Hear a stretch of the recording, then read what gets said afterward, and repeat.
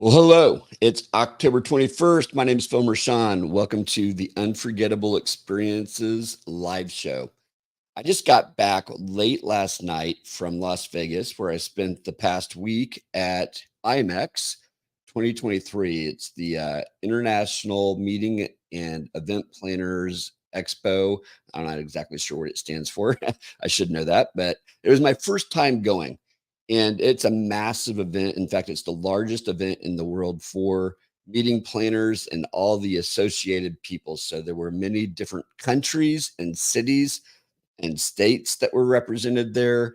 There were all kinds of leading hotels and venues there, all looking to get business. There were technology companies, and then there were educational sessions, and probably a lot more that I didn't know. The trade show itself was massive. I got 11,000 steps per day on the event days, just walking back and forth. Some days having to go from literally one end to the other to try to make an appointment and missing the person. And the convention center is just part of the Mandalay Bay complex, which includes at least three hotels, a Four Seasons, Delano, Mandalay Bay, and then there's other hotels close by there. So it is a massive space.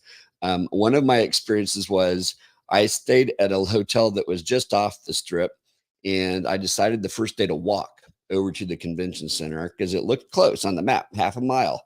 No big deal. Well, there was construction going on. That was a big deal. And there was a better way to go, which I should have probably asked for help from the hotel, but I didn't because my Uber driver told me how to do it. And that put me in the wrong part of the hotel. So it didn't drop me into the convention center. It dropped me into kind of the basement parking garage getting into Mandalay Bay. So for the first 20 minutes, probably meandering that hotel, and maybe it's only 15, but it felt like forever. I had no evidence that IMEX was even taking place in the hotel. So that's my first insight.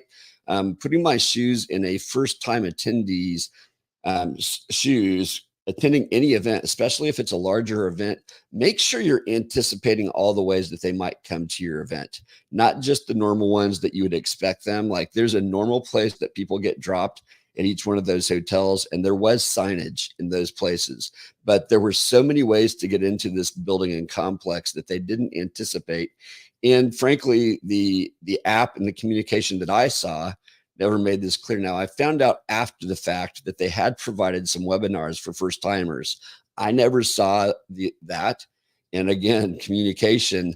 We're all about communication at Social Media Marketing World, and I encourage you to be all about communication. You've got to say it multiple times in multiple places. I missed that detail. I didn't know it was happening. And I think probably everyone there is an event planner. We've been in the industry for a while. We can figure it out. Thankfully, I had that attitude of I'm going to figure this out. Well, it got worse, and some of my experience had nothing to do with the event itself and had everything to do with my experience on American Airlines. And this wasn't their fault, but my first flight was canceled because of a mechanical issue. But we didn't find that out until an hour and a half into sitting on the tarmac that they had to cancel it and reassign us to different flights. So that put me 4 hours behind. The next flight was 4 hours later than the first flight.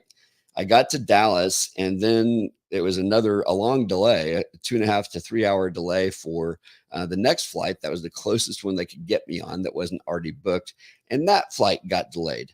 So by the time I got to Las Vegas, it was 7 hours after when I was supposed to arrive. And what that meant was I was not able to attend any of the sessions that I was signed up for on Monday, including the one where I was supposed to help facilitate roundtables as part of Smart Monday. That put me behind the 8 ball on the first day because I was planning on that day being a great time to make connections and make plans for what was happening during the week. I got to see a couple people that I knew, but most of them were actually not even sticking around the event. But, it was still forgiven. I did make some great connections that day and was able to start the plan. So that's about just my own personal experience. So some of the things that I saw taking place, some things that I loved, some things that are just kind of neutral, and some things that I would do differently if I could, but don't know all the background. So I'm just giving my reactions here. So When you walk into the convention itself, the expo floor, which is where most of everything is happening, the floor is designed to help buyers connect with sellers. So it's a marketplace.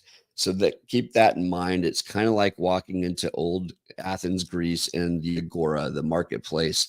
They've got a map. One of the cool things they do is they've got this big old map showcasing what's on the trade show floor, and they put it on the ground so you can stand on it and say you are here, and then you can see where you need to go, and it's literally in proportion to where the whole building is. And they have these on the floor throughout the trade show floor.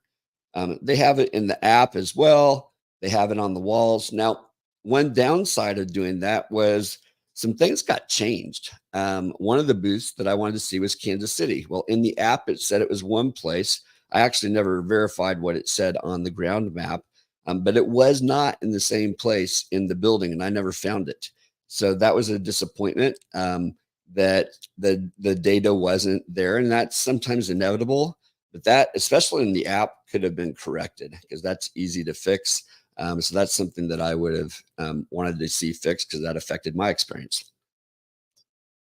When you walk in, though, one of the things I loved is many of uh, the exhibitors, they leaned into their identity. So, for example, Scotland was one of the first ones you could come across through one of the main doors walking into this space, and they were dressed in kilts. And at the end of the day, they had a happy hour. And guess what? They brought out the bagpipes. They had a little parade. They were serving some scotch. They were having some Scottish treats. It was a unique experience. The guys from Fiji, they were dressed in their grass skirts, and they had the ukuleles out, and they were playing music. In fact, I got to join them in making music. When you walk to the Hard Rock Cafe, you would expect to see a country band, right? No, of course not. You'd expect to see a rock and roll band. And they partnered with Song Division, some friends of mine who are all leading session and touring rock musicians who create unique, customized song experiences for events. Well, they were doing that throughout the event. And again, one day they invited me to grab my sax because I had it there because I was speaking. They said, "Hey, Phil, come write a song with us and jump up on stage." Well, I not only did that, but I got to jam with these guys who are all great players and had a lot of fun doing that. And we wrote a song that I'm sure at some point I'll get the chance to share out. Some other unique things that I saw, there the vendors were using different mechanisms for attracting people to their booth. If they didn't have a specific identity that was attractive, like having, scotch, well, Korea at lunch every day, they brought out Korean food and they served it until it was gone. They had a daily game of Squid Game. And so they leaned into that. The Australian booth, actually, it was a Margaritaville.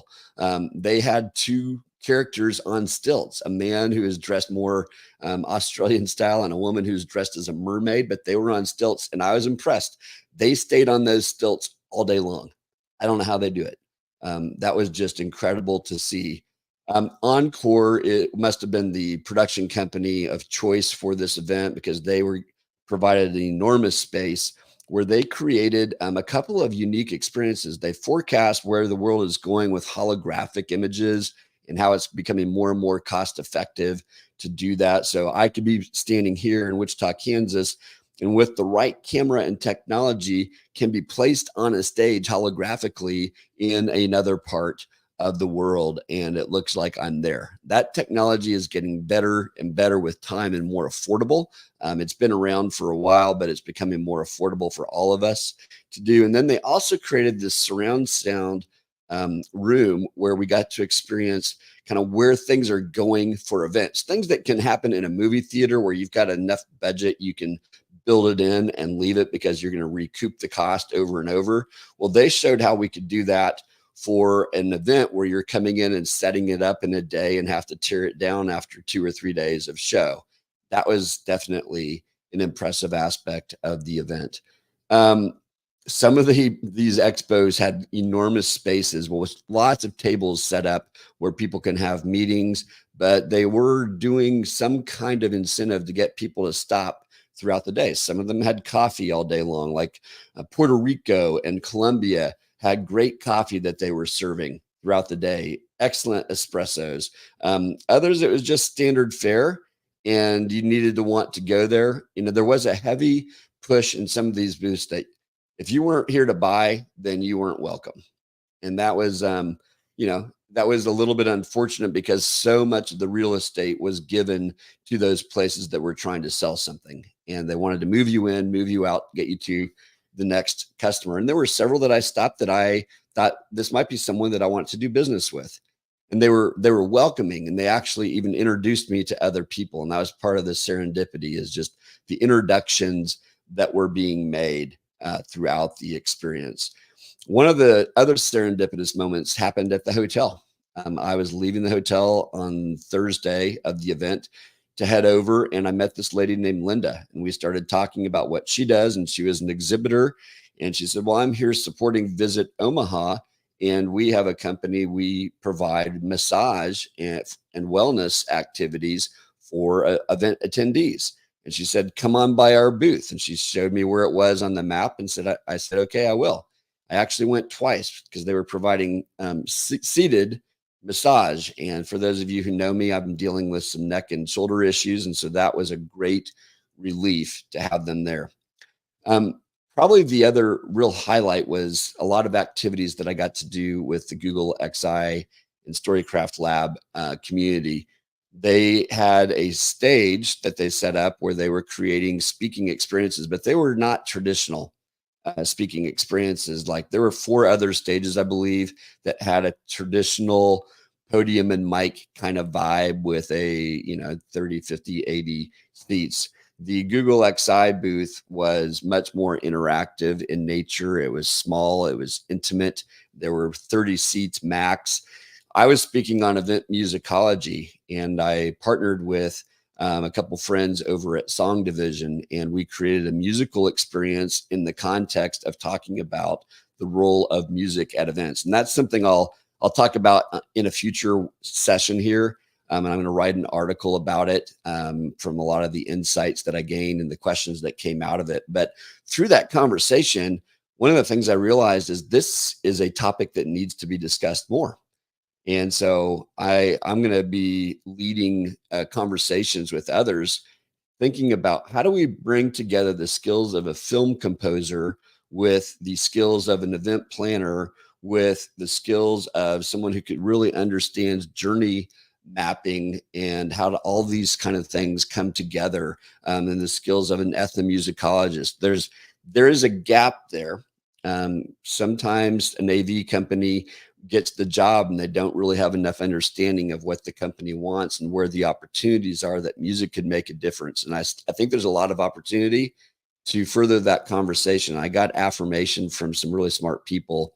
I also was able to take the culture assessment tool that I've been working on and share some of the insights from that with those there. And there's a lot of excitement and a lot of energy pressing toward, hey, we need to understand how we help people lean in. Another surprise was a lady named Maya Jaguar, who is an exec at Google and has been there for a decade, working with high-level leaders who don't know that they need to change and helping them to have transformational breakthroughs. And I'm fascinated to learn with her about how that works, particularly what role events play in the process of transformational breakthroughs. So all that to say, this event was amazing. I think there's more that can be done for first timers, people who come for the first time. It's an overwhelming experience. And I think more could have been done to help those of us who were coming for our first time. It all starts with friendships. And thankfully, I already had a lot of friends there. So it wasn't a miserable experience by any stretch. I just think it could have been better, faster. So that's enough for today. And if you've got questions, drop them in the chat here, wherever you're watching this. And I'll look forward to seeing you next Saturday.